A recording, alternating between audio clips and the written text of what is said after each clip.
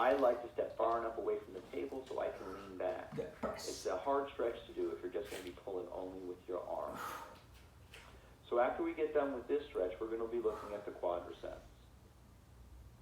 Quadriceps stretch, we want to get distal first. So I'm just going to have them bring their knee toward their gluteal area. I hook it on their hip as I walk in and just increase their own range of motion, whatever it is, slightly.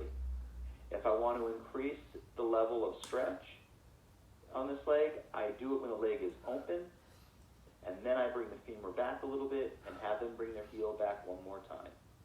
That will increase the stretch. Now, this is the lower end of the quads because it's a two-joint muscle with rectus femoris. So we want to get the lower end first, and then we're going to go and get the upper end in the next slide, which is slide 37. So this is quadriceps stretch now. We want to go proximal.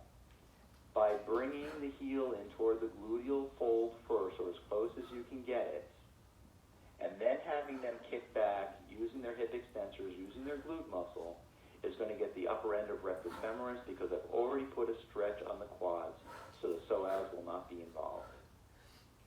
This would be the end of the lower body routine. This is a pretty challenging stretch for most clients, so I wouldn't suggest you end the session this way. Go back and do some sort of palpation and compression work to end your session. All right, I wanted to thank you guys for letting me present this work to you today, and I look forward to talking to you in the chat. Thanks very much. Bruce, thank you very much. That was excellent presentation. Really, really easy to follow. So thank you for walking us through that. And I'm with you. That stretching for just 1.5 to 2 seconds is a departure from what we've heard. Well, as I say, with Erin's work, it was enlightening for me. I was a personal trainer for 15 years before I became a massage therapist, and I was doing all the PNF stretching. I don't have a problem with PNF stretching, though. As long as people can support their work with science-based understanding as far as stretching is concerned, I'm perfectly comfortable with the difference of opinion. But for me, I saw the results, and so that's what changed my philosophy and how I wanted to approach stretching. Great. Thank you so much. I'm going to bring Eric in. I know he's been taking some questions from our listeners. Hello, Bruce. Hey, Eric. Yes, I do have quite a number of questions coming in. And I really appreciate your presentation. I myself am not all that familiar with AIS, so this has been a fantastic introduction for me. I'm just wondering if you can give us a little information in terms of how AIS works. What are the theories in terms of the mechanisms that are at play in this technique? Well, I think what we're really looking at, and they're basic understandings of muscle function. We understand that we want the body to know what we're asking of it. I want a muscle to contract, to send the signal to the opposing muscle through reciprocal inhibition that it will let go. And so that's why we want it to be active.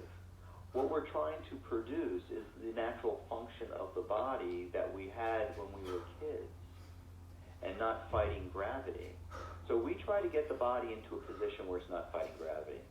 For instance, I don't believe you can stretch your hamstrings by reaching down towards your toes from a standing position, because it's the same muscle that's supporting us from falling forward.